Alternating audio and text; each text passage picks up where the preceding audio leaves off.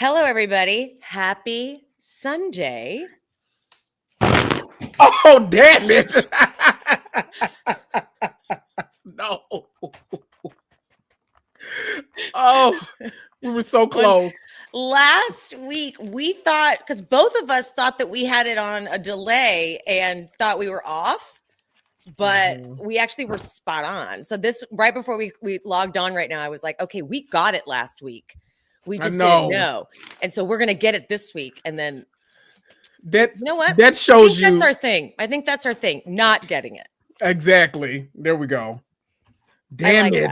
That shows you just how my week has been going. That flying out of my hand is exactly what my week has been. So there we go. I've had a shitty week too, because I've been getting over this stupid cold. If at any point in this, you see my camera go off, it's because I'm coughing and I'm probably coughing something up, and I need to get it all out of me. Yes, you do. Yes. It needs to get out of me.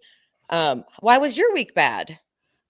Well, it was just a lot. It was just a lot. Like I got a lot accomplished, but and then I had to cap it off. Like the way I ended my week was finally paying off this trip I'm about to go on, because I hadn't made one single payment on it, so I had to pay the whole thing. Like on a trip. What is that? How do you mean? Did you put on like a credit card?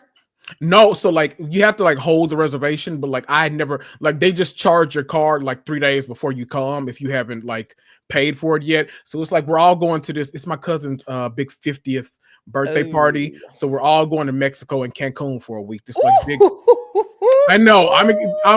I'm getting excited. I have not been excited though. I get it. Just because it's been a lot, and I'll talk about that another day. But I'm excited now to go because I know I'll have a good time regardless. I know the way I travel and stuff, so I'm looking forward to it. But having to pay, I hadn't paid $2,500, so I had to just pay that at once, and I had a whole $2,500. That's a charge. I had a bad attitude about it. I was like, you know what? I hate everybody involved in this. That's a charge. That's not just even 250 is kind of a big one, but yeah. Right. I was like, God damn my phone.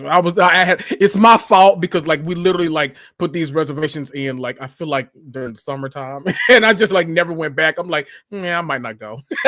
And now I'm like, damn it, I gotta go. You gotta go. You have to go. Do I? Okay. You're gonna love it once you're there. Oh my God. It's true. Cancun is a whole vibe, so we'll see. Hi, everyone. Yeah.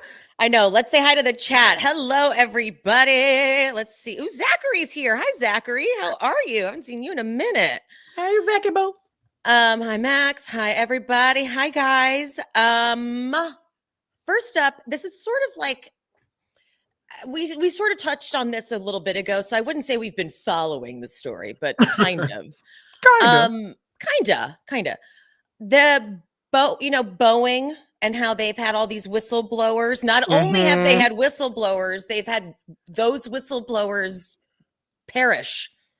So it's not very safe, obviously. But there's another whistleblower. Actually, I think it's the same one, but he's still alive. He's still okay. Oh, Craig Garriott. His quote is they won't stop until someone dies. I'm like, I think that someone's already died. Right. Many, right? Yeah, they don't care. If you're going to get on a Boeing plane, it is your life in your hands. Exactly. Allegedly. I'm going to read this. I'm going to read this. In a news sit down with CBS News, Garriott called out Boeing for allegedly putting their sole focus on profit instead of prioritizing quality and the safety of their employees. This is about the employees too, which I can only imagine. Right. While the longtime employee noted the aircraft wasn't always this way, aircraft company wasn't always this way, he claimed the current management isn't taking his concerns seriously. He noted, I'm afraid with Boeing in the hands that it's in now down here, they're not going to listen to me until somebody dies. So specifically, Garriott slammed executives' push for an increase in production at Boeing's LA plant, which he said has led to a toxic culture that's dangerous for the workers. And he highlighted one particular incident when a 4-ton satellite crashed on the factory floor after it wasn't secured correctly. Oh, In fact, he told CBS News that he doesn't think Boeing cares at all about employees' well-being. Garriott, who sued Boeing in April, claiming management retaliated against him for speaking out, claimed he has been painted as a troublemaker. Classic. Classic. wait a minute. He's still been working there this whole time? Yeah. Isn't that weird? You are a brave whistleblower. I feel like if you still Well, no, work he there, was terminated, I think, right? oh, okay. Okay. Or they retaliated against him. So let's see. The company later issued a statement to CBS News emphasizing their dedication to the safety of its employees. Yeah. Adding that all employees are empowered and encouraged to report any safety concerns. Oh. Yeah, buddy. Oh. Yeah, buddy. So just so you guys know, Boeing is still falling apart and not to be trusted at all. Okay. Yeah. Because the other whistleblower allegedly committed suicide. Allegedly. Sure. And I'm like, I don't think so. Because if you guys don't know how bad Boeing planes are, when we first read through some of the claims, it was like the bolts, there weren't enough bolts that should have been there, or like really like basic things that seem like, okay, when you're doing a plane, I feel like there should be no cutting corners. And Boeing just was like, I don't care. I think there's a whole documentary on Netflix about it.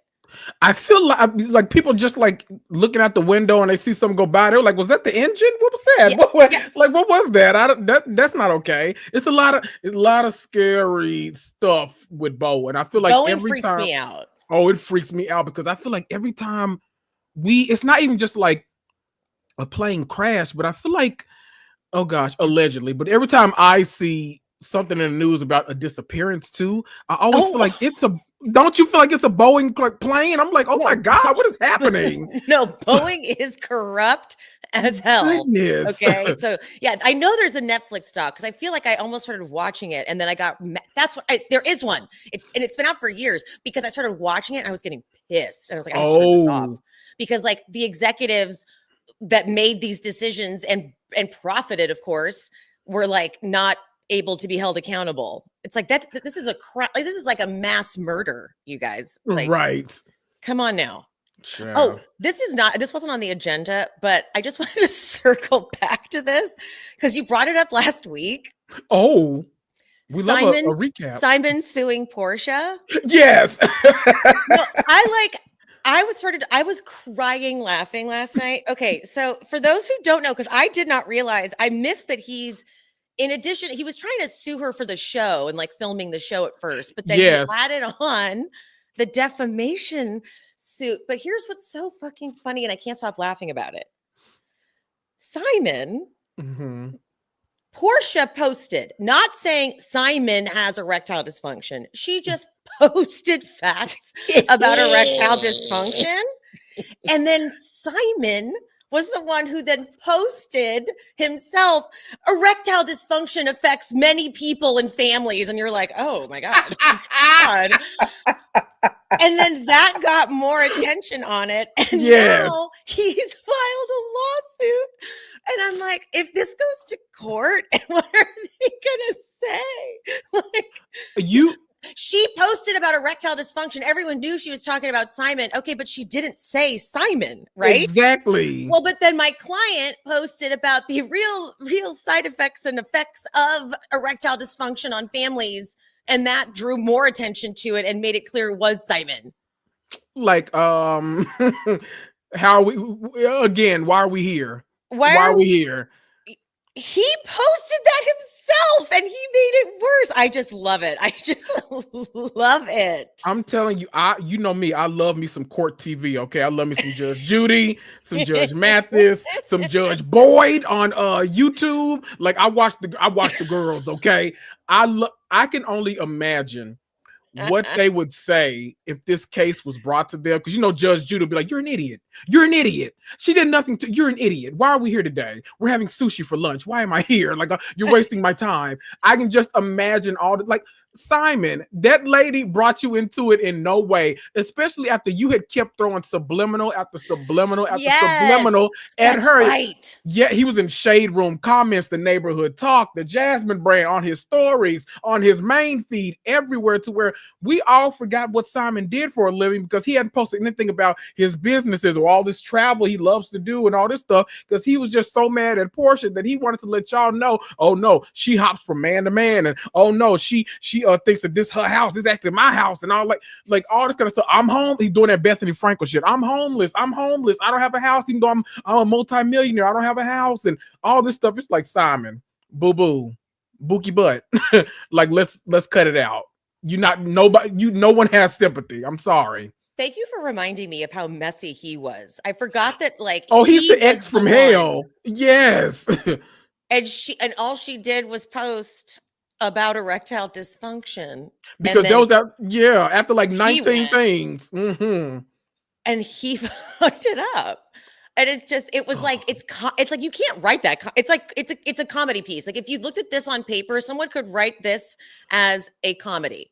Truly. This is an SNL sketch. It is such a joke. Like, you're seriously doing a defamation suit? How did your lawyer go through with this? Did your lawyer not go, I mean, Simon. Oh my God. If we could get Ego Wodum and Kenan Thompson to do this on SNL, that would be just an amazing. I need that sketch like right now. Like, is that it's written for us. Like, guys, take it, run with it, please, because it is truly comedy accidentally. He thinks it's very serious, but this man is straight up taking her to court and is going to be like, I do have erectile dysfunction, but she should not be. Also, he's like, damages, emotional damages, professional damages. It cost him who's taking money away from you because you have erectile dysfunction? Like, do you work in a brothel? Like, what do you mean you're losing money because you have erectile dysfunction? What does that mean? What?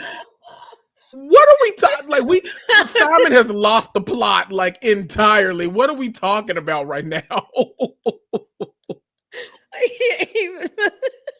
What? It's so funny to me. Everybody, I love that everybody in the comments is theorizing that he's doing all of this so he can stay in the U.S. because he's actually going to get deported. Oh. Mm-hmm. They say as long as you stay in the courts, you got to stay here to fight it. Is he at risk of being deported for real? I think so. For real? Yeah, because remember that news broke about. I remember that. Oh, I'm remembering now. All the fake ID stuff and shouldn't have been here legally, like, to begin, like all this kind of stuff, to where he says he finally like got his paperwork in order. America is saying, no, you didn't. And so Porsha, remember, all that news broke, and then Porsha filed for divorce like 3 days later, I think it was. Like, something crazy like this. Oh my God. Oh, he's just going out. He's going out in a blaze. Going out like Drake. I wouldn't say glory. It's just in a dumpster fire. That's how he's going out. There you go. There you go. Embarrassing. That's hysterical. Yikes, Simon. I'm gonna tell you right now, I can see Simon. It's gonna be when we least expect it. He's gonna pop up on not another Bravo show, but he's gonna pop up. Oh, for sure. Oh my God, all you Love and Hip Hop fans, can't you see him popping up like on another season of Love and Hip Hop Atlanta, dating Carly Red? I can see it right now. Carly Red just is the most random dater on the planet. I can see her popping up. And you'd be like, well, y'all might know Simon from the news, but I'm telling you, everything you've heard, none of it's true. This is a real man and all that. She is such a sticky character. I'm like, my God, Carly, like, can we stop it? Can we stop it right now? Please. Ooh, I totally can see that. He's got a hitch onto somebody. Right. They said, okay, we need to change subject. They said we might be the next victim. So let's move on, okay? Oh, sure. Oops. Allegedly. Yes, allegedly. Sorry. Allegedly. Your penis was fine. Let's move on to the next non-problematic conversation I have to bring up. Okay. Diddy. There we go. Of course. Of course. Okay. I'm cracking up at how this man is in jail, and he still has his lawyers filing claims that the feds are spying on me behind bars. But You- you're God. arrested. Like, that's sort of the point, is Yeah. that now they can watch you, Yeah. track what you're doing. Yeah. So, but his lawyers just keep and by the way, one of his lawyers is what's his face's daughter, the one who was representing, God, he's huge, the one who's representing the Menendez brothers. I've talked about him. Garagos, Mark Garagos' Yeah. daughter is one of Diddy's lawyers. Oh, I know. Isn't that gross? Oh, Icky, right? I feel like, you know what? That makes me think though. Don't you kind of feel like his brand of lawyering was probably like, okay, we'll figure out whether they're innocent or guilty later. Oh, yes. This is the big story in the headline. 100%. Go for it. I'm sure he taught her that too. So yeah. Because like she's gone on and done interviews saying like this is an attack on his lifestyle choices. I'm like, oh girl. Yeah, not great. But they keep coming out and trying to accuse the federal government of unfairly spying on him amid his ongoing detention. Girl. So, okay, hold on. In new court documents obtained by TMZ, the rap mogul's legal team says the feds have trampled Diddy's constitutional rights and hindered Diddy's ability to fairly prepare for his upcoming trial while behind bars. As the lawyers put it, the feds flagrantly invaded Diddy's confidential communications with his attorneys, once again calling into question the raid on the Bad Boy Records founder's cell, which raids are what they do in jail. Yes. Diddy's team claims the government has been working with the Federal Bureau of Prisons staff who have monitored Diddy's communications, including handwritten notes between himself and counsel, and says the prosecutors have then used some of these materials to argue against allowing Diddy to be released on bail. Now, I'm so sorry, but I feel like that whatever they are figuring out that this man is trying to do, it should be like, no, they want to get bail. No, look what else they've been doing while he's incarcerated. I'm like, is this even a thing? Diddy's attorneys say one particular staffer took a photo of the notes and sent them to the prosecutors in the case. And they say the government orchestrated the jail sweep under the false pretext of a security concern. Do you not understand how this works? This is what happens when someone gets put in jail. Sure, I believe Judge Judy calls it, you have to have a reasonable, what did she say? There has to be a reasonable, something of privacy, reasonable expectation of privacy. And you're in jail, so you've now forfeited that. So now the only thing questionable in that is whether or not, but I don't even know how that happens. Like, saying that they're reading the lawyers communicate, like if you're meeting with your lawyers in person, why are your lawyers slipping you notes? Right? What's a line? They're not gonna be involved in like the conversations he has with his lawyers, like in person or whatever. But what notes are you guys slipping? I think it's pretty standard practice for all prisons to check all letters of communication all the time. Exactly. And then like everything's gonna come up in discovery anyway. Like you're not gonna, I don't know if he thinks that like this is TV and you're gonna like wham, surprise the prosecution. No, you have to turn everything over prior to that. Like these people have to know if they have a case or not. Like you're not gonna just wait to let your client sit in jail for 4 years and then come there with like video evidence showing someone else doing the crime. Like, no, you're going to turn that over so they can see, oh, he didn't do this. Let's get him out of jail right now. It's not a gotcha moment, Diddy. So I don't know what, like, I get it. I love Law and Order and I love, I love and the I shows. Want fairness and I want all that equality. I want reform and all of that. But what you guys are arguing about. But girl, also, please. they found evidence that Diddy they were from while he was incarcerated. They've been intimidating other witnesses. They had proof of that. That's what they found proof of, and that's why they were like, "Don't let him out on bail. Look what he's doing when he's incarcerated." And they're like, oh, wow, they really violated his rights. Yes, because he's in prison, he's in jail, like he's under arrest for committing a lot of crimes. I am surprised there haven't been more other arrests though in connection to this at this point. See, that's something that's confusing to me. I'm gonna tell you something. That because I've been wondering that for a while now. Mhm. That makes me think that was all a media tactic from Diddy, because I think he was like, that was his way of saying, everybody shut the hell up, like don't Oh. say a word, because y'all know I know some stuff and all like that. But I don't think there's enough like arrestable evidence that he thinks Mm. it is. I think it's more so like, this person will be really embarrassed. This person might get canceled. They might not look at this celebrity the same because they have such a wholesome image, or like all this kind of stuff. Like it's maybe career ruining. It may be career ruining, but I don't think it's necessarily like you need to go to jail because of the same stuff that Diddy did, kind of stuff. And I think Diddy is trying to make it seem like, oh no. All of y'all can be in here right along with me, so y'all better shut up. Y'all better not talk. Y'all better do like this. If they come to you, tell them you don't know nothing, all this kind of stuff. I think this is a tactic on him, and that's why him and his lawyers kept putting all this kind of stuff out there. Like, oh yeah, someone even bigger celebrity than him will fall down and all this kind of stuff. So I think I think it was him, a tactic for him to like put the even bigger and smaller, bigger celebrities on notice, saying like, yes, you were there, you might not have done nothing, but shut up because you can be right in here with me. So no one else is getting arrested because it was a tactic. I'm sorry, I'm lost. I'm confused. So I'm saying, I think that because a lot of the stuff we knew about, all of this like secondhand information about like, oh my God, this person is in one of the tapes and they're an even bigger celebrity than him and all this kind of stuff. Obviously, people started like, oh my God, it's Beyonce. Oh my God, it's Jay-Z. It's Will Smith. Like naming all these just like random celebrities. And I think stuff like that, because I like certain stuff came from prosecution, like the DA and all, but then certain stuff came from his side of counsel.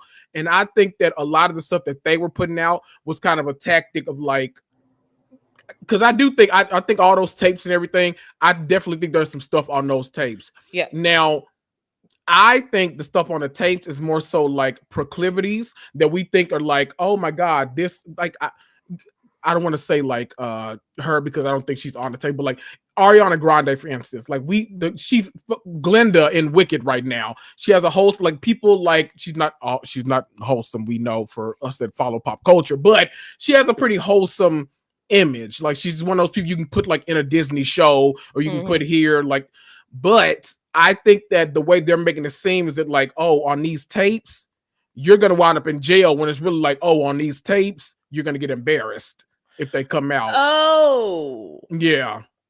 Oh, okay. So you're saying, oh, I don't know if I can follow that one, Kendrick. I'm trying. Does it make sense? People in the comments like, does that make sense what I'm kind of saying? Like, I just think that the tapes, like, I do think that like those tapes are like gross and nasty and like all this kind of stuff is probably going on. But I don't know if like all of the like underage and like all this kind of stuff was necessarily like in those tapes that they had in prosecution. Because I think arrest would have happened immediately had those been the case. Like them, you know, They're not gonna the minors, yeah. Exactly. I don't think those would have just been like sat on, but I think he's relying on people thinking that they're in those kind of tapes when really it's just like them getting like, I don't know, like I don't want to give examples because like, you know, we're trying to monetize this. So like, no, I know what I'm okay. I think I see what you're saying now, is that it was like nothing on the tapes is that bad. It's just gonna be, but I mean, it's gonna be I was thinking more that like someone bigger than Diddy like is getting protected. You think? Oh, so you think like the DA's office is protecting someone big? Yeah. Ooh. Okay, so now we got to theorize because you've taken us there. Who do we think is so big that like? Okay, I'm just like thinking of political figures. I think that's more what I'm thinking of, like, because I know that Diddy was the ringleader, and I know a lot of people are trying to make it seem like Diddy was just facilitating this for bigger people or whatever. But it sort of just feels like it's possible that there were even bigger, more influential people in different departments that they could be like not going after. I don't know. I love that theory too. It just seems really, really weird to me that like not one other person? Like, was Diddy truly working all alone for these freak offs, just like him and his team? Right. No, I love that theory because now I was thinking like more so of the like other TV shows, but now I'm thinking about like Scandal and How to Get Away with Murder, like those kind of shows where you got to protect this person because they've done a lot of good for society, and they're gross behind closed doors, but they've done a lot of good for the neighborhood and all that kind of stuff, and they're a world leader and all this. Yeah. Okay. Yeah. And I do actually kind of see what you mean about the tapes possibly not being this like huge, like, because if it's just people having sex on the tape, they can't necessarily prove, and if it seems consensual, right, maybe they can't. But it sounded like there was some abusive things that would happen too. Exactly. So I think that like I don't think it applies to everyone, because I think that he's using it to like keep down on as much testimony as he possibly can. And so I think that the feds are gonna be knocking on everybody's door. If you were on any tape, they're gonna be knocking. What happened? October 3rd, 2007. You was there. I saw you. You was clapping cheeks. Like, what was going on in that corner? Like, they're gonna be knocking on doors, but it's not gonna be like, okay, now you're going to jail. It's like, okay, thank you for your cooperation. I know that was embarrassing for you. That was real nasty in that tape, but it's not.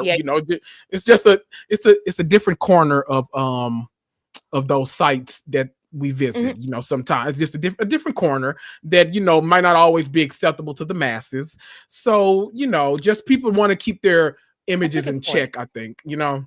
Yeah, because like if it was something, maybe it's both though. Like I feel like a lot can be happening. Both. Yeah, like maybe there's just so much going on. Actually, exactly. I feel like mine is more defendant leaning, and yours is more like prosecution leaning. So I feel like both can be at play right now. Yeah, because I think I've watched enough true crime at this point to have seen where like sometimes it's the people investigating that are actually the guilty ones. So I'm even wary of the people that are like leading the investigations and trial. I'm like, what?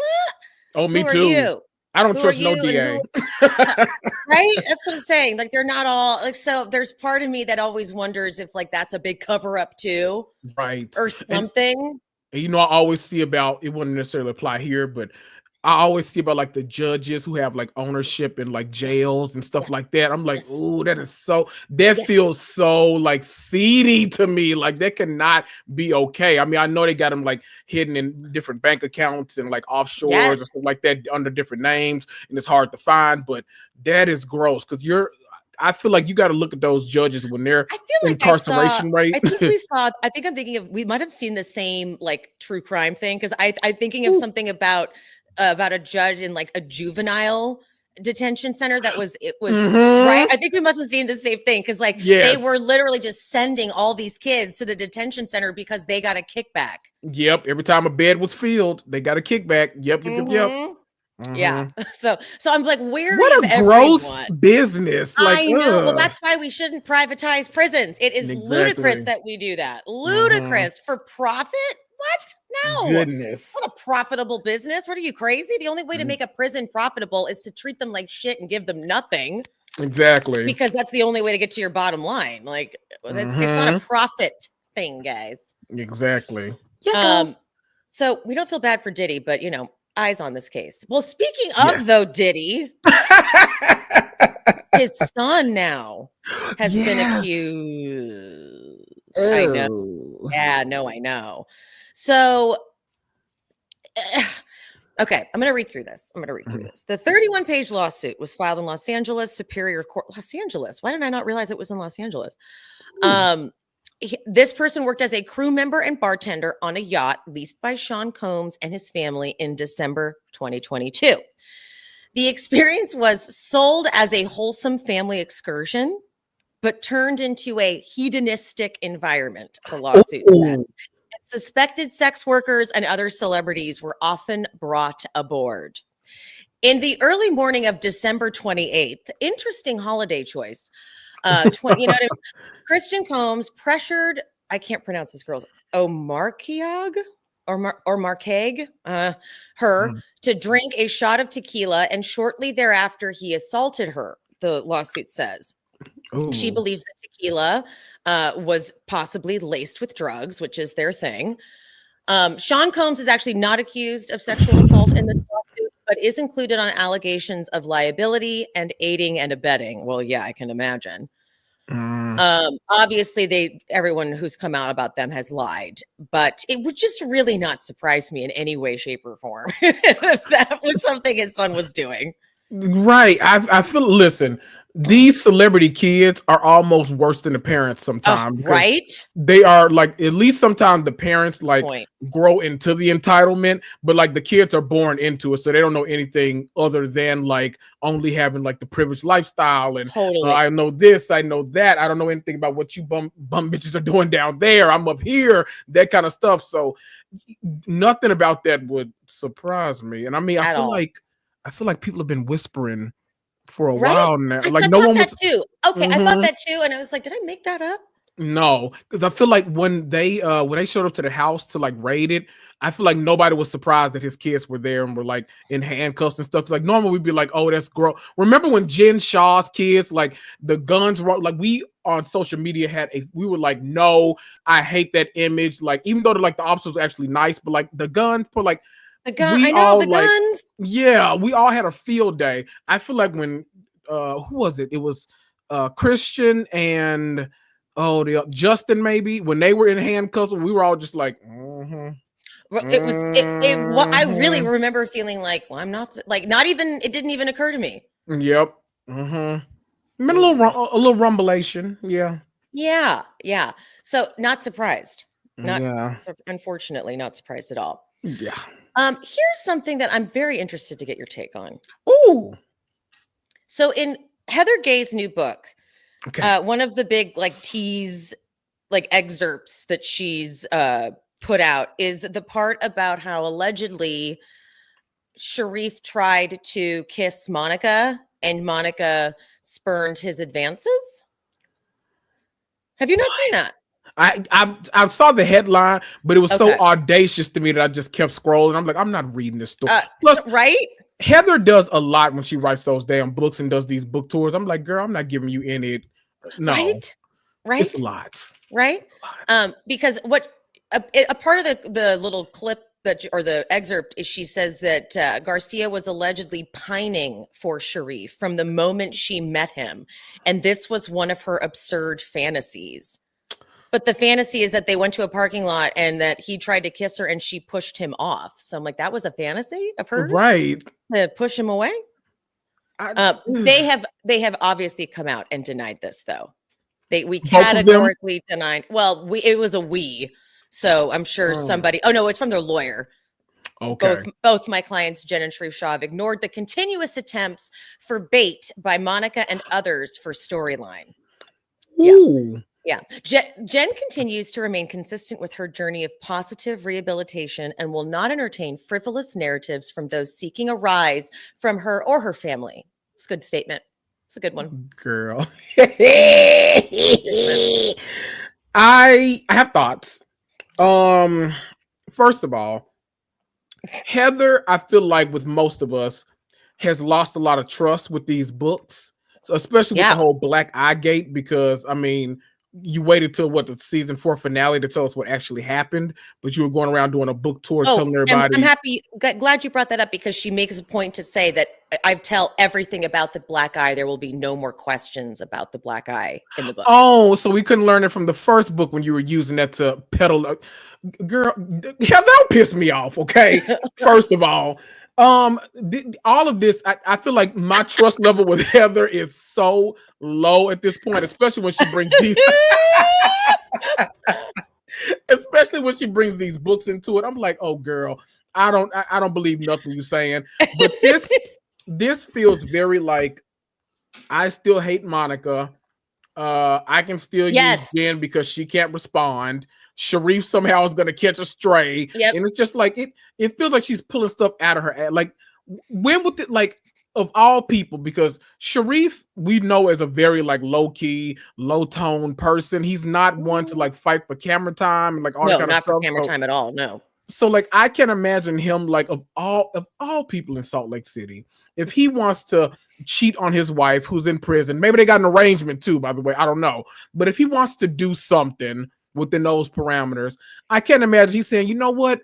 Let's go with the person that replaced my wife on that show that she used to be on. Nobody will talk about that. I'll go to her. Maybe I'll get a kissy poo, smoochy smooch from her. And then the fact that it's only Heather Gay saying this, if other cast members saying she's saying this happened before Jen went away. She's saying this happened before Garcia even got cast on the show. Oh, okay. Now wait a minute. She's saying this. What time frame? This is when Monica worked for Jen. I'm guessing, yeah. Oh, yep. Even still, though, I don't know. Heather in this book, I feel like she always needs to help. She got exactly what she wanted. She got every headline on Instagram, talking about it. So I don't know. Heather in this book tour, has she said this, maybe at the season 4 reunion? No, I know, or something? You're right. No, you're right. I don't know. I have a hard time. It may be true. Now that you say this before jail, because I'm like, okay, maybe he, might want some kisses here and there from somebody because he ain't getting it from Jen. But I'm like, no, Heather in this damn book tour, I just can't trust her. I don't trust her. She's lost confidence in me. Heather knows, I wouldn't say that Heather thinks of Monica as some sort of reliable source of information anyway. And so it's weird that she's now repeating this story. Right. I'm like, but you don't even believe Monica generally, right? So why are you bringing this out now? The season 5 trailer literally opens up with her saying, you reached out to our sworn enemy to get this information. Who's the sworn enemy? Oh, Monica. But yet you're relying on her to tell. Girl, get out of my face. Right. Please get out of my face. Right. It's a money grab with the book, but I agree. It's kind of yuck. Girl. Well, speaking of, now we are getting to the Q&A section. Woo! Because we're going to chat about Salt Lake City and Beverly Hills. Yes. Now, I don't actually know a lot of your takes on these shows. So even though I've got questions to ask, I need to ask, and some of them might be answered through this form of questioning because, I don't know. Walk me through your Beverly Hills takes as of now. Because I think I don't think we're aligned. Okay, sure. Number one, for me, I always say 2 things can be true at once. While I'm happy the Kyle takedown is finally occurring, because I've always said that this show needed a Kyle takedown. Even when I like Kyle Richards, sometimes it needs to happen because Kyle's been in the background puppet mastering for a long time, accusing others of doing it, but she's doing it as well. So it's okay, girl. So this needed to happen. But while I do think that, I think that the audience right now is super hyping Dorit. Dorit, I'm okay with her this season, but I think that anytime Garcelle wants to whack her or anybody else, I'm going to be happy because Dorit has been, number one, Dorit has been boring as hell these past 6 seasons. Yes. Not a contributor on the show. And then, she comes back, she's finally having a good season, but she's also been, super gross and microaggression-y towards Garcelle, and she's been really weird towards certain cast members. And I'm I don't know what you're expecting this season or in in past. Gotcha. This season she's finally going back to her rookie season, which I said had she stayed there and in that villain lane, Dorit probably would have been a top, I won't say top 5, but a top 10 housewife for me. Her first season, she was in it. She was going. I was like, yes, get him, Dorit. I love this. But easily right after that, she started reading those comments. She wanted to be the popular girl. She wanted to be liked. She found her a clique on the show. She got with it. She stuck with them. And then she coasted. Her aunt, Erica, I'll say this. Erica has been a main contributor for the past couple of seasons. But Erica coasted. I'm gonna argue. Okay. I'm going to argue about that. But Erica coasted. Not really contribute. No, she doesn't. Lies. Her stuff gets pulled out and by the truth. So I mean, she's been someone, not a main contributor. She's been someone whose mess had to show up. Yes, whose mess has been the focal point. Yes, exactly. And so, but at least she had that because Dorit didn't even have that. Dorit was just showing up in monogram Louis Vuitton and monogram Gucci and monogram this, so that y'all know. You see this, this label. This is Gucci. Yes, I'm a fashionista. That's been her contribution for the past 5-6 years, and I'm just like, girl, I'm bored as hell. But Totally. Erica had a few years of coasting too. But at least when she came back hard because she was like, you know, I'm gonna be the most unlikable person you've seen on TV. Yeah, and I'm gonna as give you villainous that as I can get. Exactly. But Dorit, I'm not sold on everybody calling her an icon, a legend. Oh my gosh, Oh she's yeah, no, we don't do that. and all this kind of stuff just because of 3 episodes. Like, girl, get out of my face. So yeah, that's where I am with Beverly. But also, let's move this Kyle and Dorit shit along because I'm going to get bored very soon.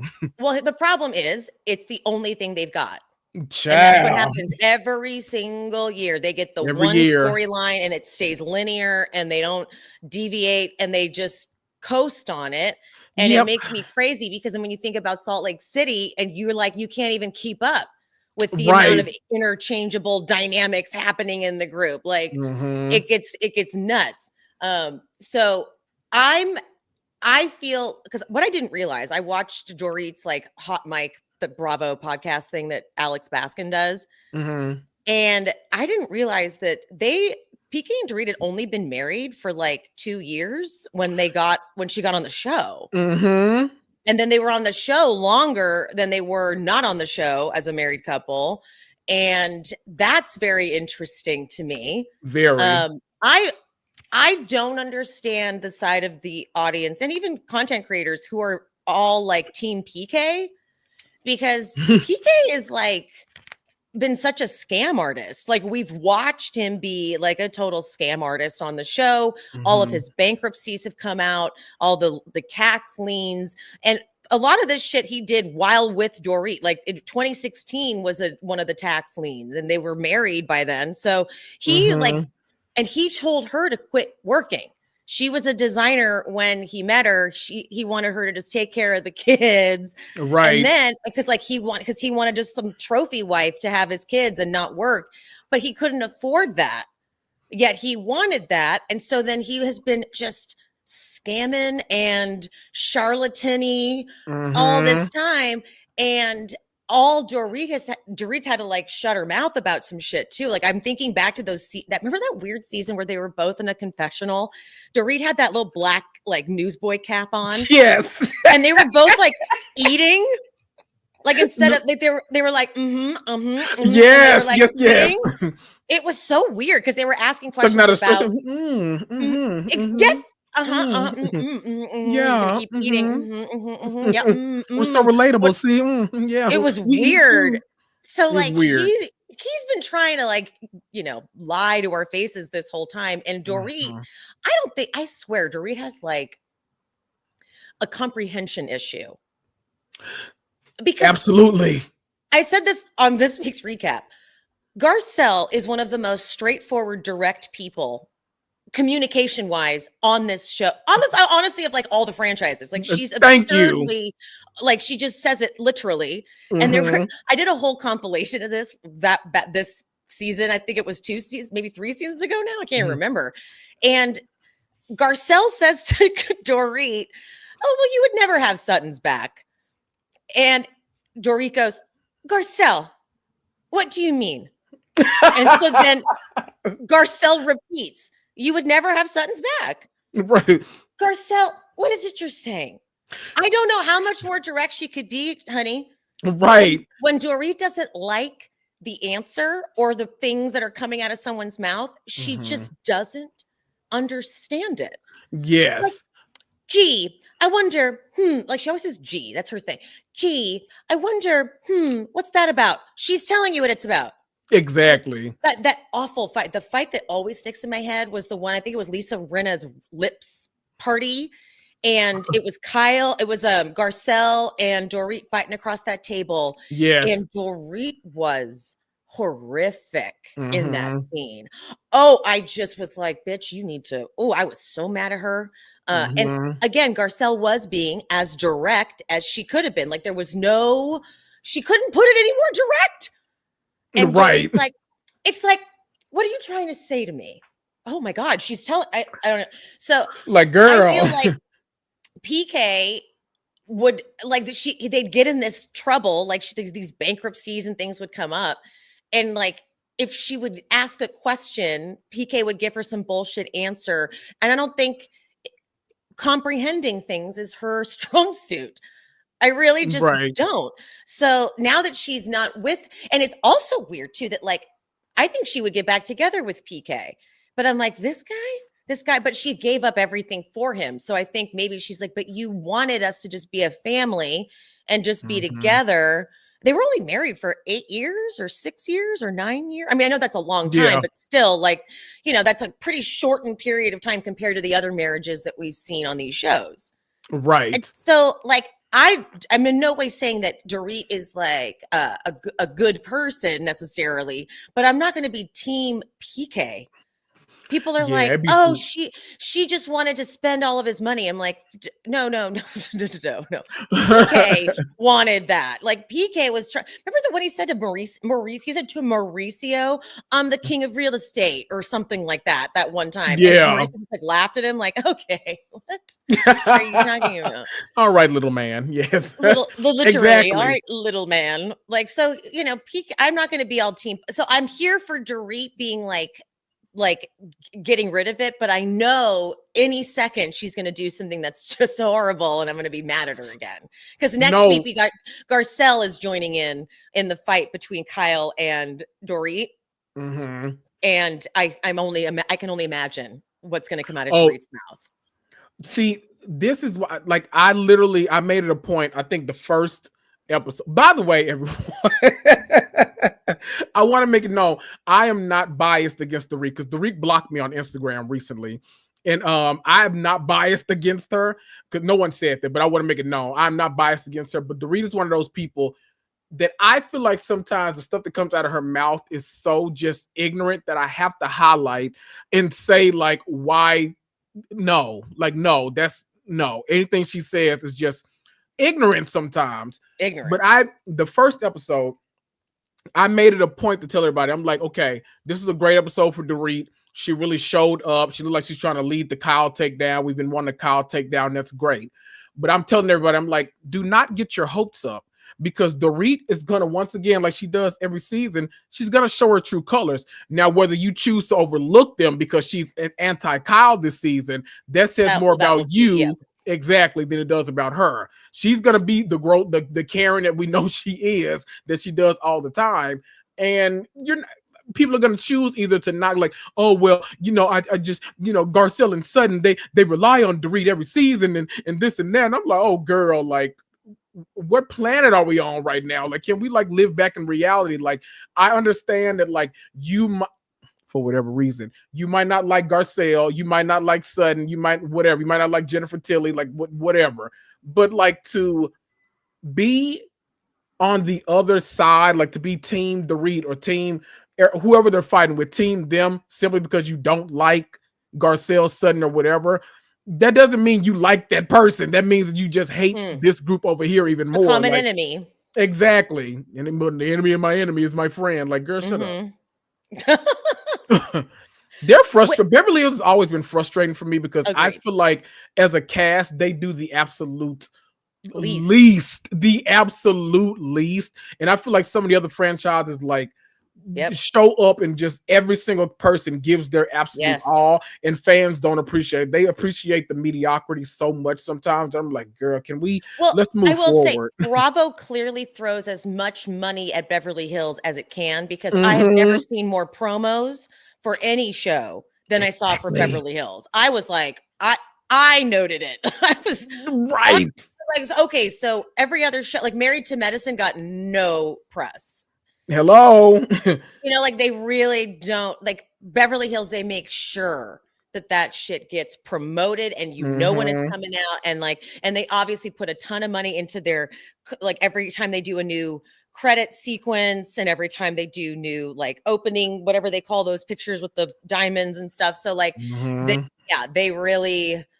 put money into Beverly Hills every time. Salt Lake City, literally, who is like the one show that's literally firing on every single cylinder, like that makes us laugh from start to finish, that's giving us the silliest drama that we can like hope for, has had the same intro since inception now. Literally, Heather Gay has literally lost a person since that intro. She is. I bet she wants it. I bet Shannon too. Oh, I know she hates on Orange County.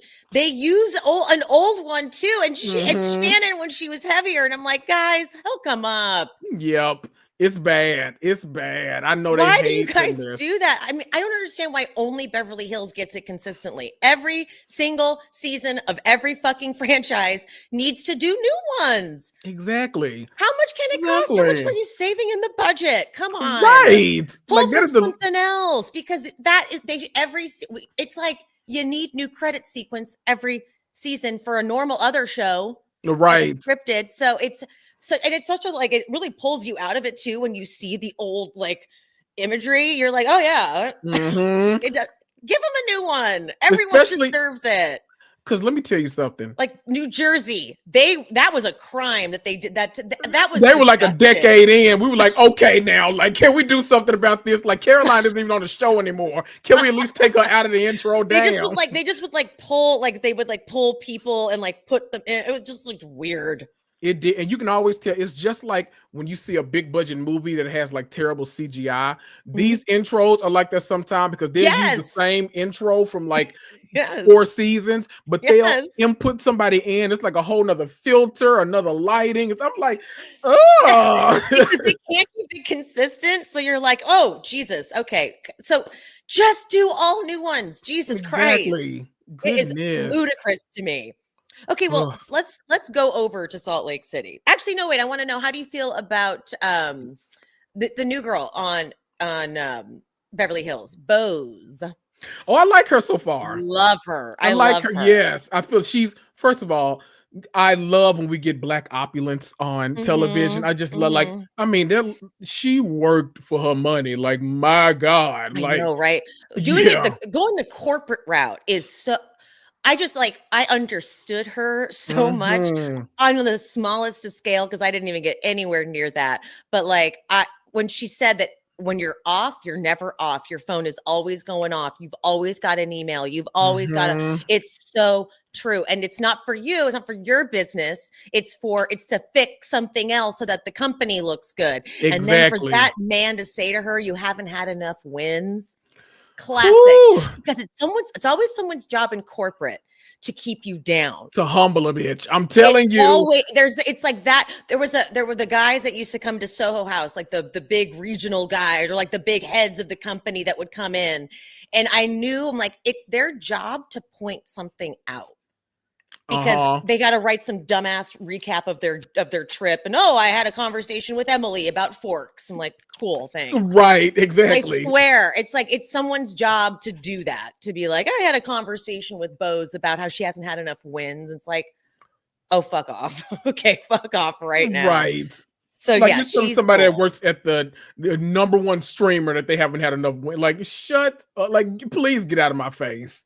Right? But yes, loving her so far. And the thing I love the most, and this is just like me as a black viewer watching, I'm glad that like her and Garcelle have a great relationship, like have maintained one throughout their season, are supportive of each other online, because it's coming. Now that Boz and Dorit are friends, they are going to try everything to pit Boz and Garcelle against each other, simply because they're on the opposite sides. I'm like, they can be friends if they want to be friends. Like, that is okay. Like, let's not do that. Let's not do that. Okay. Yeah. No, I definitely agree. I think she's good because she's very like observant.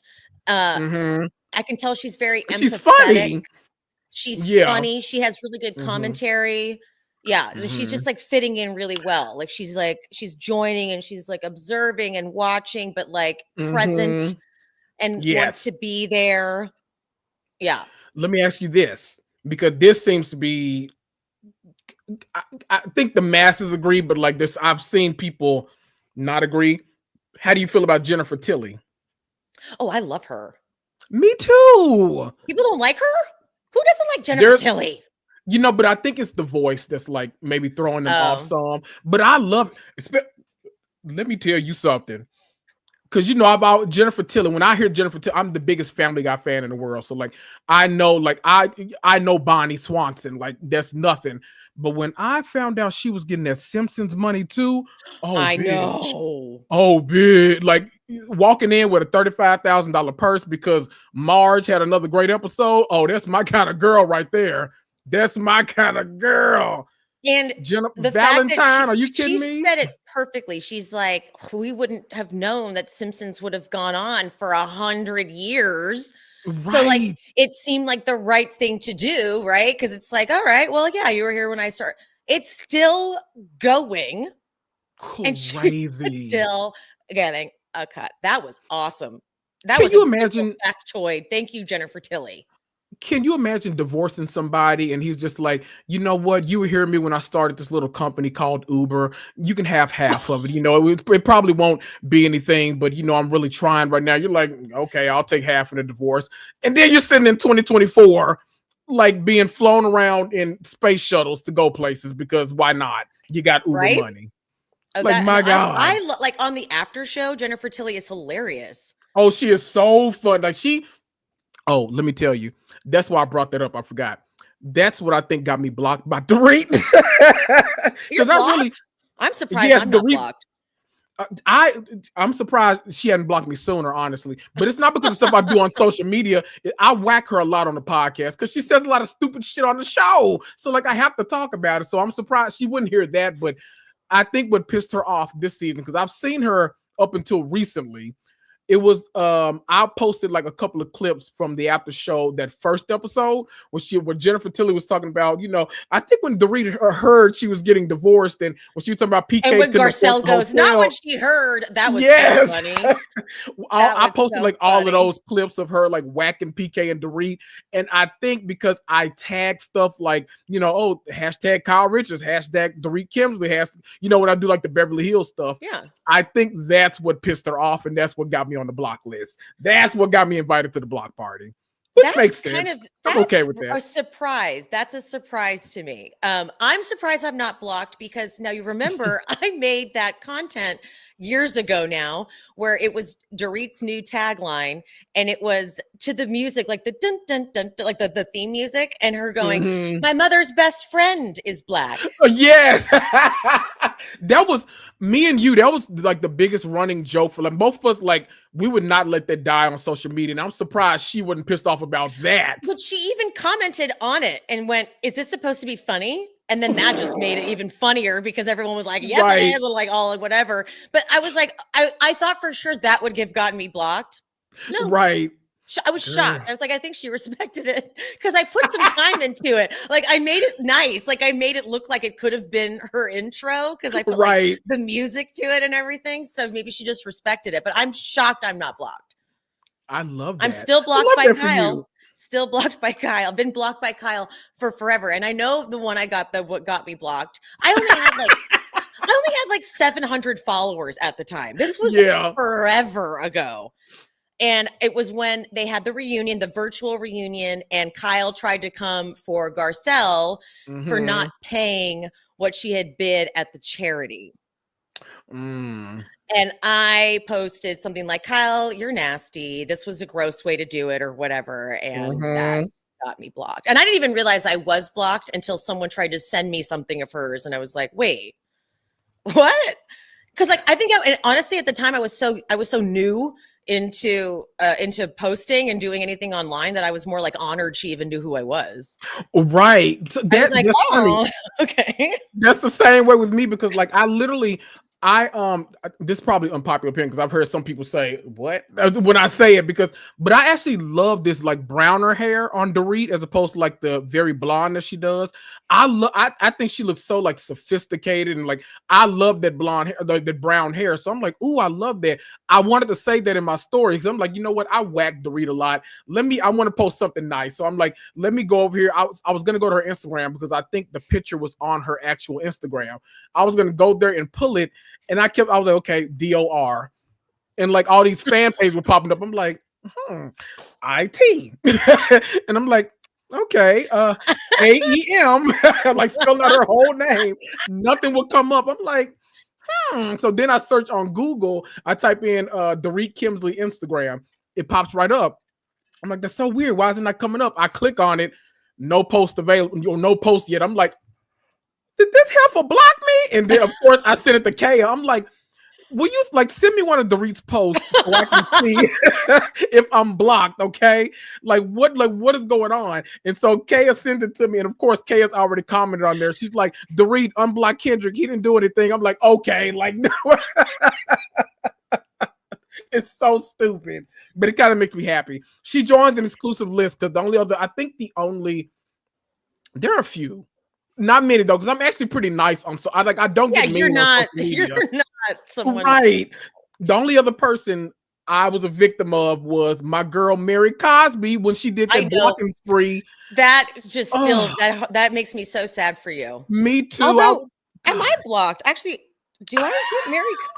I just realized I don't ever see Mary Cosby's stuff. No, literally, when you were talking about blocked by Kyle Richards, I was like, wait a minute, I haven't seen a Kyle post in a long time. Let me see something, but I'm not blocked by her. I think I'm blocked by Mary Cosby too. Mary Cosby. Nope. Not, I'm only getting fan pages. No, I'm blocked.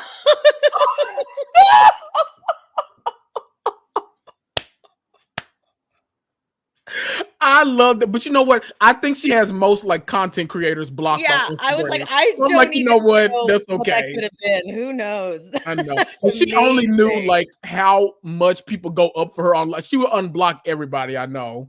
Yeah, that's so funny. That's amazing. Because I just thought, I was like, I never get her on my feed at all. That's so funny to me. Me, whenever I think that, I'm like, oh, I probably unfollowed them for something, like, because there are certain people I'm like, you are so annoying on social media, I'm not following you. Yes. But yeah, I definitely don't get her. I'm blocked by that is Kyle, actually hilarious. Lisa Rinna. Does Tamara have you blocked? No, God, no. Tamara watches my stories all the time. Like Tamara's like in my Instagram quite a bit, and like we like chat sometimes, not a lot, but like once in a while she'll like DM me. Like, so she's definitely now got me blocked, and I'm surprised because I say some pretty savage shit about her, and I think that's why I always have to like give her a little respect, because I'll post something about Tamara in my stories and she will respond to me and be like, I know. Richards does too, which I'm surprised. Richards, because I've said, like, I've like made a comment like in my stories. I'm just like, I don't like that Kyle like did this, yada yada yada, and she would like come and like write me a paragraph about like why she did so. I'm like, oh girl, like I didn't care like that. Really? Like, no, wait, it's okay, boo. Like, you don't have to explain to me. Like, it's TV. It's okay. It's like weird. That's interesting. Super random though, and then I probably will move on to Salt Lake City. Everybody, you know who I love like interacting with on social media? That damn Angie K, because Angie K will like, I feel like she's a walking like, what is it, like when you open up a fortune cookie and you get like the little fortune in there? Like, she is such a walking like message about something. She always has like an emoji, a wink or something like that to go with it. I commented one day, or I posted in my stories that my mom had on these, like, she had on some shades that like cover her entire face. I was like, what are you wearing right now? And I posted them online. I was like, my mom is in her Angie K era. I tagged Angie K. Within 5 minutes, Angie K was in my story, and she like comment, because she always, when she comments on something, it's always like a little quip or something. She's like, then I know our girl mom is looking super fly or something like that. And she puts like 3 emojis after or something. I'm like, Angie, what is this? Oh no, Angie responds to me a lot too. Like if I share one of her things, she'll be like, thanks for sharing or whatever. Like she's right. And Bronwyn was too. Like anything I shared of Bronwyn's, she was like, thanks or whatever. Yeah. Bronwyn was it's if I share directly one of their stories. That's why sometimes you'll see me screenshot and share the screenshot as opposed to share the post, because you can see who's shared my stories. Like it comes up for you. Yeah. So like I like a couple times I've made the mistake of like sharing the actual post and then writing something like savage. And then they respond. And I'm like, fair, because So now I've learned, like, if you see me just posting the screenshot, it's because I'm like, I don't want to. I did that a lot with Alexis because I'm like, I don't want to fucking hear from Alexis. Like, exactly. Like, I don't want to be involved. I don't need this long-winded, weird, nonsensical whatever that she's gonna want to do. Sure. Okay, so let's go to Salt Lake City then. Actually, why don't I do for this one? I'll start asking some of the questions that we got. Okay. And should we feel free to drop some in the comments too? Like, yes, guys, in the chat, if you have anything you want us to chat about, please leave it there. Okay, this one comes from Susan. Susan, we love Susan. Hey, boo. She says, "Who do we think is in good shape after the Salt Lake City reunion?" Actually, let's talk about those reunion seating chart too while we're at it. Let's. Okay. I think me and you are on the same page. Yeah, let me pull it up again just so I remember. Okay. Actually, you know what I can even do? I can even send it to myself here and I can put it up on the screen so that we can both look at it. Oh, look at you. So Angie and Lisa both having first chair. I don't know why, and I love Lisa. I think that's known. Yeah, I like Lisa, but I just wouldn't. I guess not a first chair season. Yeah, I just feel like if you are, oh dang it, it won't go up. The picture, the thing I wanted to post. Oh well. I feel like the first chair is usually for people who had the most like scandal. Yeah. Right. Yeah, that's why no one ever wants it. That's why people are like, if I'm next to Andy, that means I'm going to be having to talk about like all this shit, you know? Right. So I feel like Bronwyn makes more sense to me. That's my exact thought. When I saw it, I said, you know what? I don't hate this seating chart because I actually feel like it makes a lot of sense. Yeah. Right. But I don't know if I would have switched them because Mary and Lisa kind of hate each other, but I would have put Bronwyn in first chair and then maybe shifted everybody else down and gave Brittany over there to that side of the couch or something. I don't know. I would have put Bronwyn on the right side, like had her sitting by Andy too. Angie K by Andy. Everyone else can stay, but then maybe switch Brittany's side. Yeah. Whitney once again in the nosebleeds. But we can't have Bronwyn and Lisa next to each other. That's the tricky part. That's true. That mean they claim to be repairing all that kind of stuff, though. Because I feel like they're going to be getting so into it at the reunion, though. You know what I mean? Like that's going to be one of the big like packages, right? Well, if you saw, I don't know if you guys all saw, but after the reunion, it seems that Lisa and Meredith went out with some of like the Prima Donald and those people who do like the Bravo socials. They went out to like a gay bar and did karaoke, and Lisa was singing all these Christmas songs. So she looks like she was there. They look like they're fine. Oh, okay. That's what she's asking. Who like came out unscathed or who was okay at the reunion? I'm gonna guess that's what you meant. Okay. Because I mean, I feel like nothing anybody says is going to phase Mary Cosby in any way. So I feel like Mary's fine coming out of the reunion. Yes. I don't know if Whitney had enough going on to. I'm telling you, I think Whitney got in trouble. Whitney tried so hard to have a whole moment with the whole Alibaba thing. Like you could see her plotting and she got Angie up. Like they were trying to get Meredith mad at Lisa too. Like they came in so prepared to like take Lisa down. And so I think Whitney really thought she was going to do something this season. Oh. And still got nothing. Because I forgot all about the Alibaba stuff literally like immediately. So I didn't even think about that. Well, like, I think because Whitney tried to execute it. And then I think like clearly it wasn't going anywhere. And clearly like she doesn't have any fucking proof. And also, what are you accusing her of doing? Posting it? Like she didn't post it herself. Like, what are you accusing her of doing, Whitney? So I feel like her getting that last chair was like, she's like, I tried to, and I wanted to have more going on. Right. Like, I don't know. Whatever. How about Heather though? What does Heather and Bronwyn need to go at it? That's right. So Heather, I feel like Heather might be in the seat a little bit too, because I feel like Mary and Bronwyn might call her out about her changing attitude because she is not the Heather we once knew. And so I feel like Mary is very aware of that. I feel like Bronwyn has not seen a nice Heather yet. So I feel like she can get tag team possibly at this reunion. She can get whacked a little bit.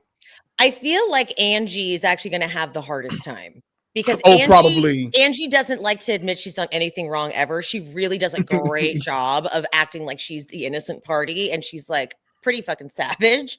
So I feel like she's gonna have a hard time with that, because everyone's gonna be like, but then you said this, but then you did this. Or like the package of like Bronwyn and Angie is going to be so funny, because it's going to be like Angie trying to deny, like, I never said anything about Lisa. And then they're just going to show the package of her saying all of this shit about Lisa. Right. And Andy's going to say something like, so now that you've seen the footage and you see that you did say that about Lisa, like, what do you, Angie's going to be like, well, I mean, that's not what I meant. Like, she's just going to deflect a lot. So it's going to not, I think it's not going to be the easiest time for her. This cast kind of, I love them, so I don't mind it. But this cast kind of is full of people that sidestep the truth a lot, I feel.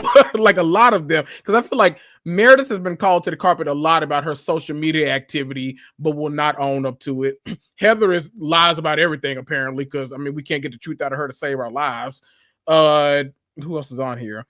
Lisa's had a couple of them. I can't think of anything too like major, but I feel like Lisa's had a couple of moments where they tried to call her to the carpet, and I feel like Lisa's just better at them than like deflecting it off of her. And she can always like think of something that someone else did that was bigger. And it's like, because I always tell you, that's how you know you're good at it. Because that's some like real Kenya Moore stuff. Because Kenya Moore gets called to the carpet for a lot of like shit that she does. But she's like, but remember when you did this, which is like way worse, and social media hated you. Let's talk about that for a second. And then we start talking about that. And we're like, you know what, Kenya, she did do that. I was pissed off about that. You're right. And then we don't talk about what Kenya did anymore. Lisa has gotten kind of good at that, I feel. So I feel like this cast is kind of has a fragile relationship with the truth, is what I'll say.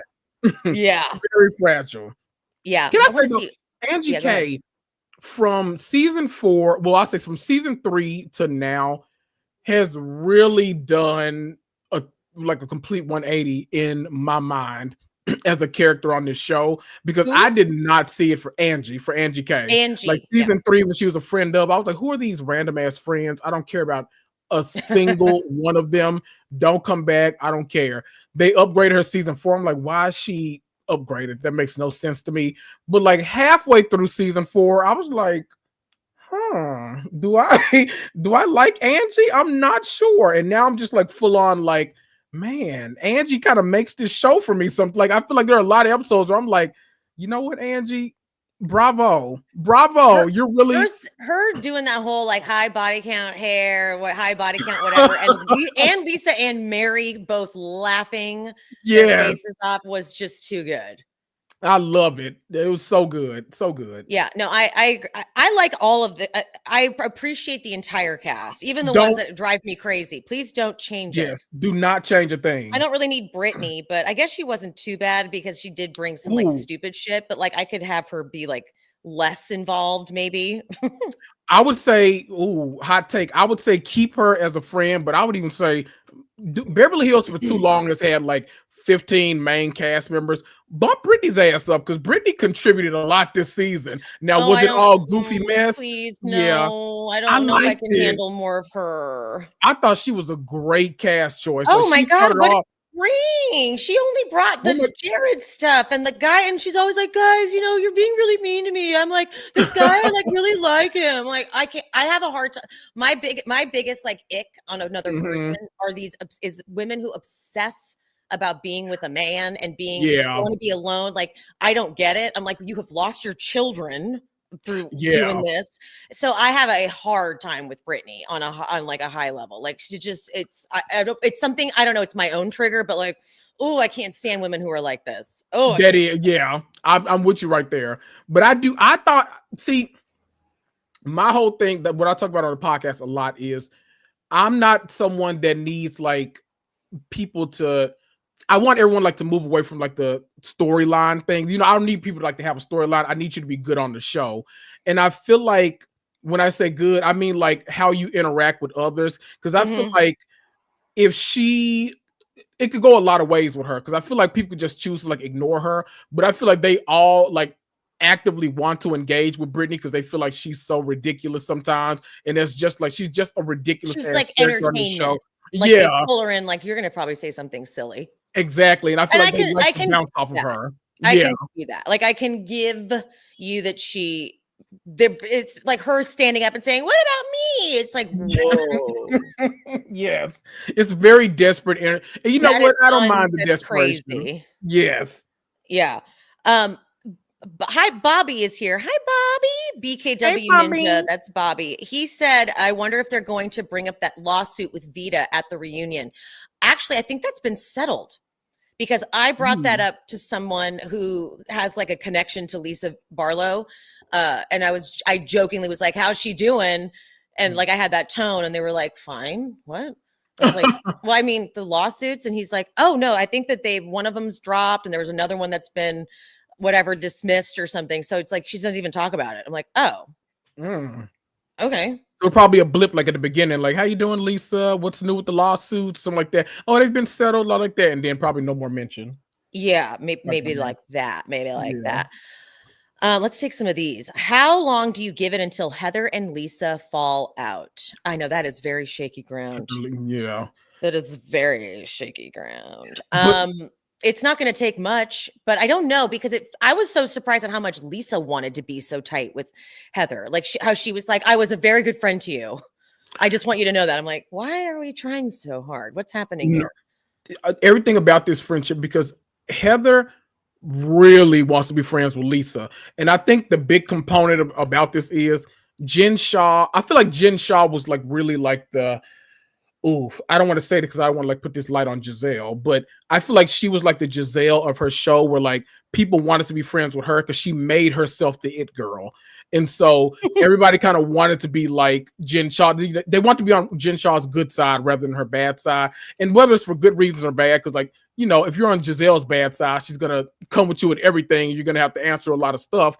But like with Jen Shah too, she's going to be like the wrath and you might get a glass thrown at your head. You don't know what's going to happen. So I feel like people sometimes would rather be on that side and be like with the cool girl gang than not.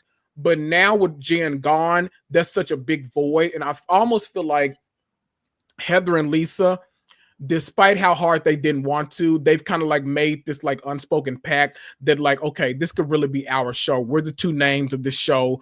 It could really be our thing. We can really like give these girls a run for their money. We can shake shit up. We can do how we want to. And we can decide how things go forward because we really haven't had any room in the drive. There was no room in the driver's seat the first 3 seasons because it was so heavily Jen Shah. Jen Shah took up a lot of air in the room. And so I feel like those two, I actually think Heather is finally, she wouldn't admit it like the first 3 seasons. I think Heather is finally right where she wants to be. So I think it's going to be a lot harder for Heather to get out from under Lisa than it would be for Lisa to be like, okay, Heather's getting on my damn nerves. I'm going over here. But I think if Lisa goes over there, Heather's going to follow her. Like, no. Remember, we're best friends now. Hi, I'm here. It's okay. We're besties. Yeah. The only thing I can't imagine Lisa ever thinking she wasn't the star of the show. I feel like because of the Fed stuff, Jen was the person who was like in the news the most. Like she was. But I don't think that the dynamic between Heather and Lisa feels like they're like, we both want to be the stars of the show. Because I feel like Lisa thinks Lisa knows she's the star of every place she goes. Like not like literally in real life, but I feel like that's her that's why Lisa is like, that's why people don't like Lisa. The people who don't like Lisa, Lisa is like, she means it when she says, you don't have to like me. I love myself enough for the both of us. Like that tagline is Lisa in a nutshell. Yeah. And so Heather wants to be the queen bee or like a popular girl. And so she thinks that like, cause Lisa is a fan favorite for some she's like the devil. And I get that, but like for like Bravo loves her clearly because they put her in everything. So I feel like I could see Heather wanting to be close with Lisa because like by proxy, she would then have that like absolutely likability. But I feel like Lisa's unaware that could be even what Heather's thinking of because Lisa's like, I'm always like, this is how I am. Like, I'm just Lisa. And like, I feel like Lisa's very self-centered. Which is also why I think she's not planting stories or like going to people being like, hey, this person's doing this because she's literally too self-absorbed. Yeah. That's why when Whitney tries to accuse her of that, I'm like, I just don't see Lisa taking time out of her day to like go find something about one of them to like take them down. She's like busy just being like oblivious to how selfish she is. Yeah. Does that make sense?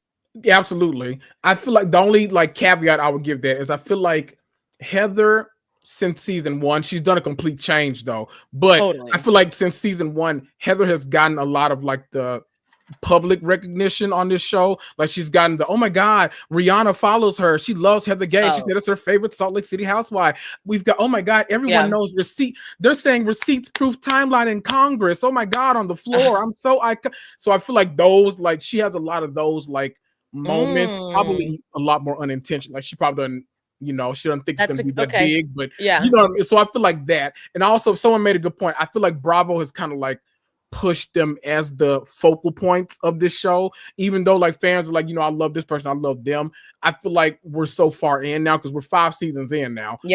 I feel like those are 2 of the names that like of the original cast we'd recognize more. So they probably just like from that alone, from a marketing perspective alone, they've kind of been pushed as like the center people. And I think you're absolutely right about Lisa not necessarily caring about having this friendship nearly as much as Heather does. I think I definitely think Heather is right where she wants to be now. Heather is friends with Lisa Barlow. It killed her that Lisa referred to her as the good time girl and like act like she didn't know her from school and all this stuff. I think that like that burned something inside of Heather that she is like wanted to get rid of all these years. And now Lisa is finally acknowledging her as other than that. And so now she's just a happy little clam on the popular girl side. She might be invited to cheerleading practice and she might be the flyer of the group. You never know. That is why Bronwyn coming in and not kissing the ring and not like inviting her was the biggest deal for Heather. Yes, absolutely. She was like, you can't, like,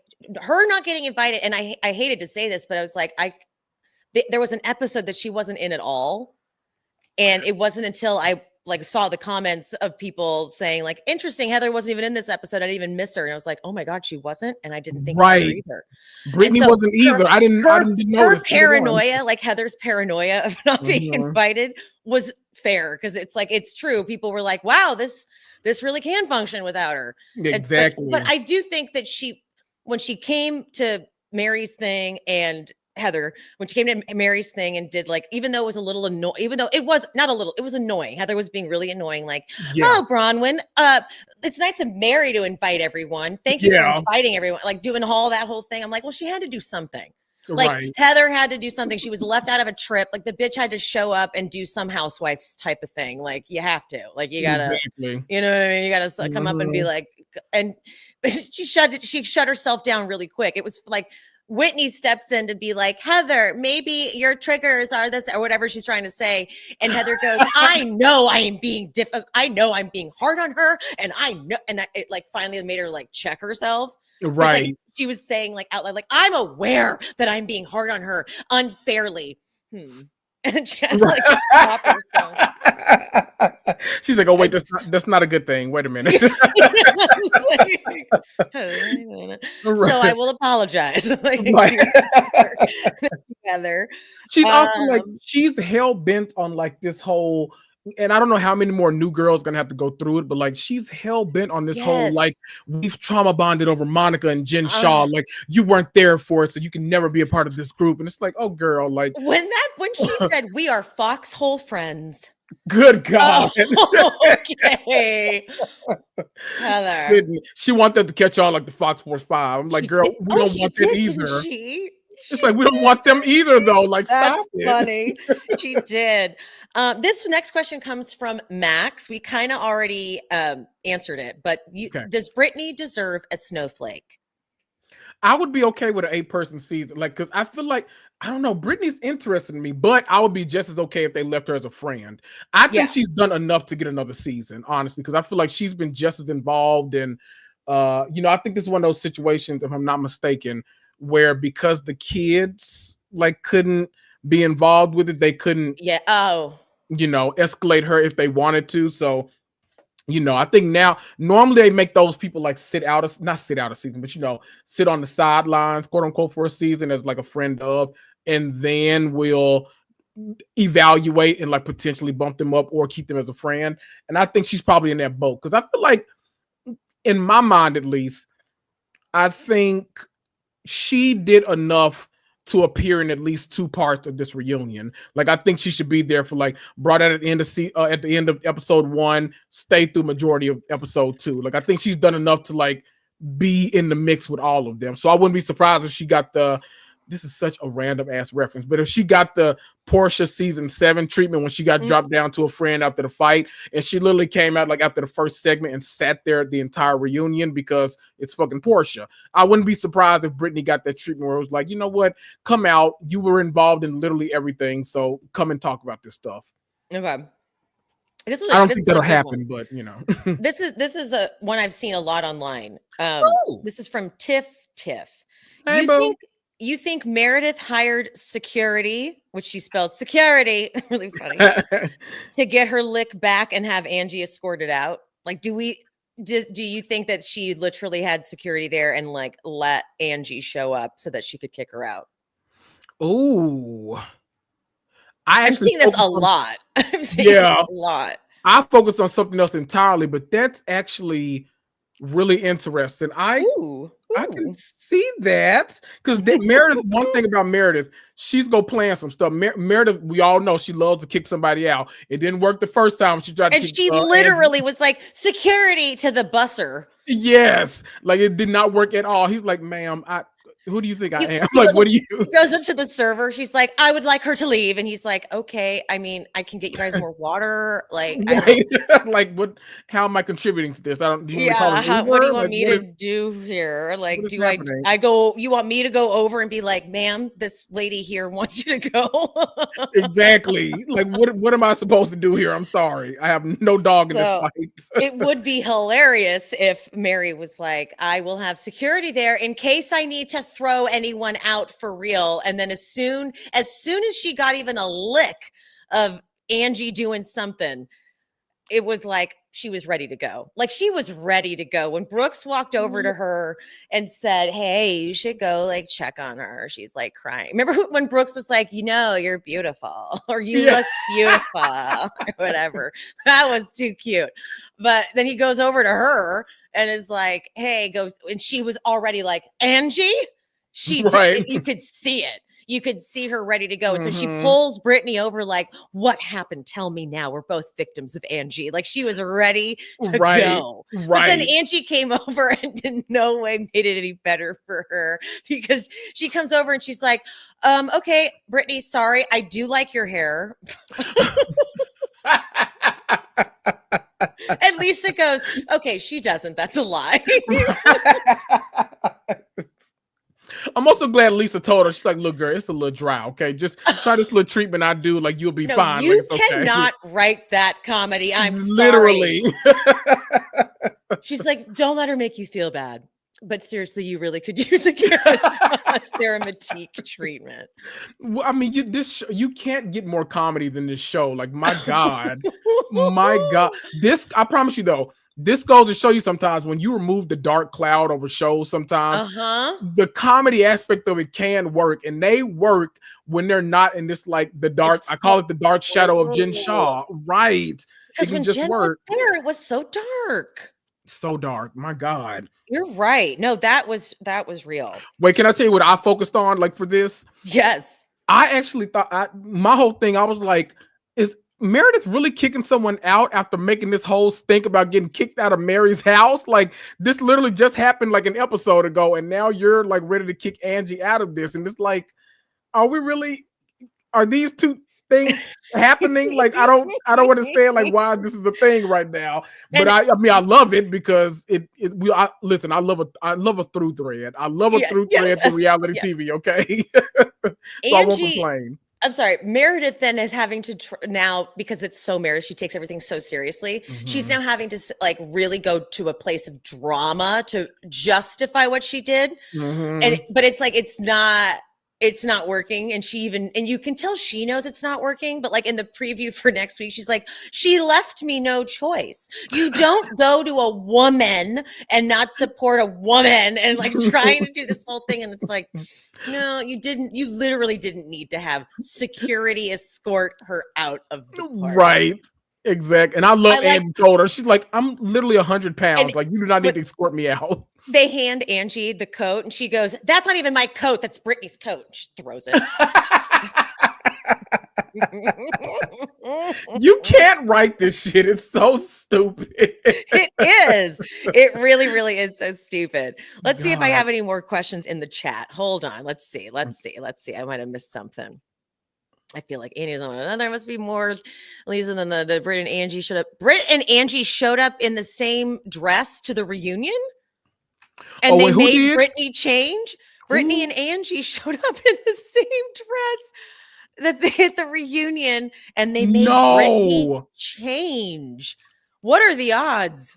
What are the odds of that? Oh my God. That's I know funny. Angie probably threw up. Angie's like, okay, bitch. Like, no, I'm the main. I'm next to Andy. Go change, girl. Go change. I wonder, okay.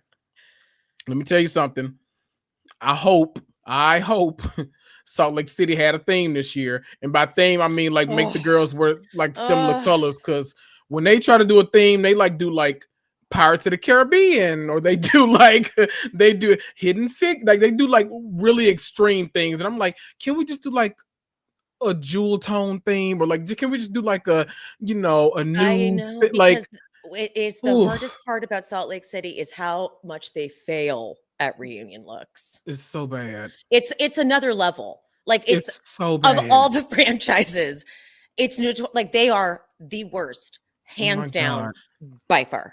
So bad, because like even like the girls that can't dress on the other franchises usually show up for the reunion. Like they normally like they'll get them a little thing like, okay, girl, well we look just wear this, it'll be simple, but it looks okay because they all got on the same color, so it's like not nothing looks bad. But like when they had that like wrecked pirate ship that time, and they had like that was last year, wasn't it?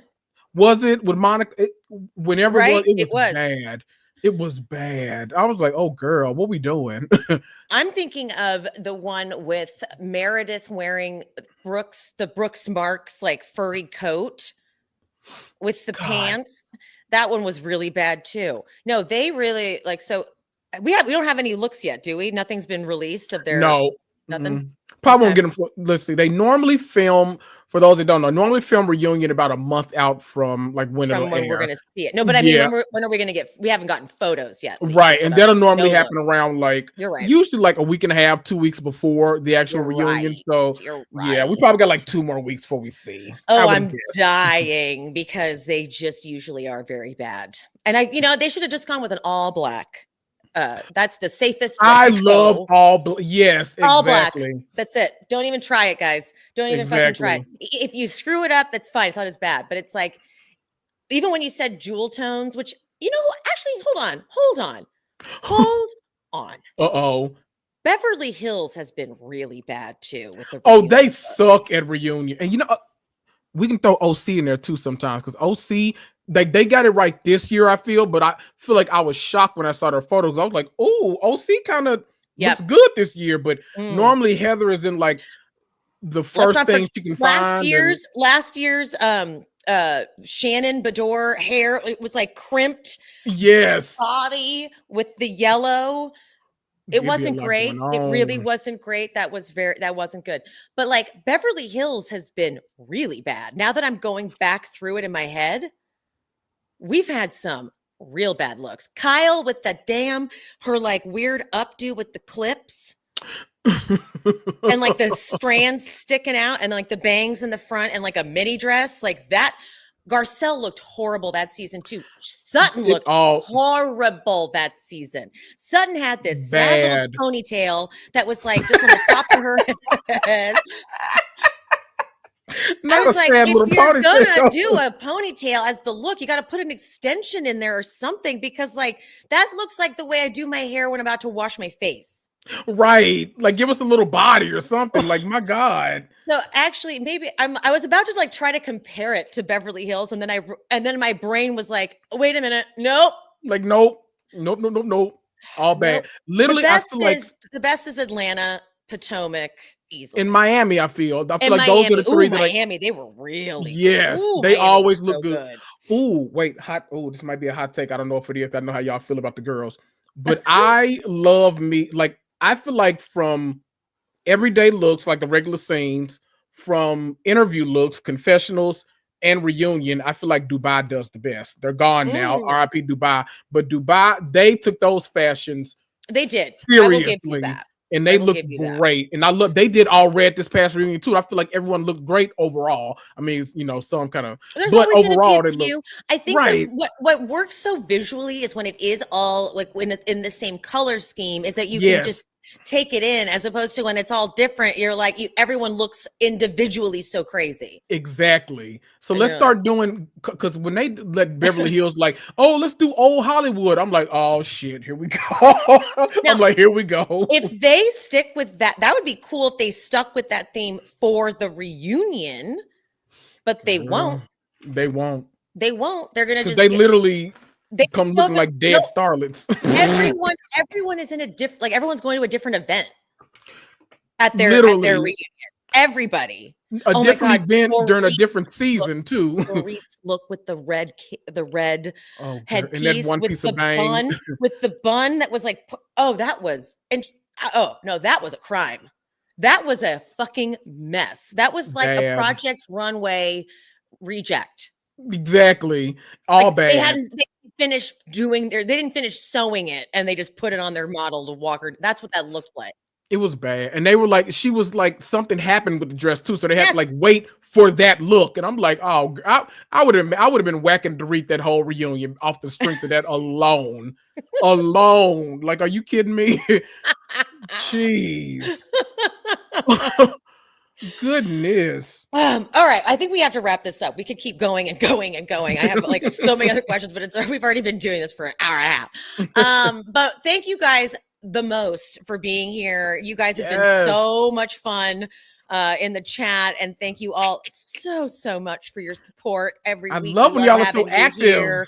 It's awesome. Like, honestly, it's awesome. Thank you guys. The live crew is really great, and the replay crew, we love you too, of course. But just want to shout out you guys here that show up on Sundays. I used to dread going live when I was new to it, but now I just like look forward to it. I know. Now I just know we're just gonna sit on the line. We're just gonna chat away. It's gonna be easy. It's so fun. But okay, guys, don't forget, follow Kendrick with Kendrick Tucker on Instagram, and his podcast, I Cannot, is available everywhere you get your podcasts. And we will see you. Wait, can I say one thing? Okay. Yes. Thank y'all so much. Me and Emily, we did I told y'all I'm on the road to 1,000. Y'all jumped up my rating and reviews so much like this past week. I was over the moon. I was so like, thank y'all so much. I really appreciate it. If you haven't had a chance to rate either one of our podcasts, review it, whatever, please feel free to do so. We love all of the love, and it really helps it's the best way and the most free way to help your favorite podcasters out. So if you love us, leave us 5 stars. Thank you. Yes. All right, guys. On that note, we will see you next time. Bye. Bye.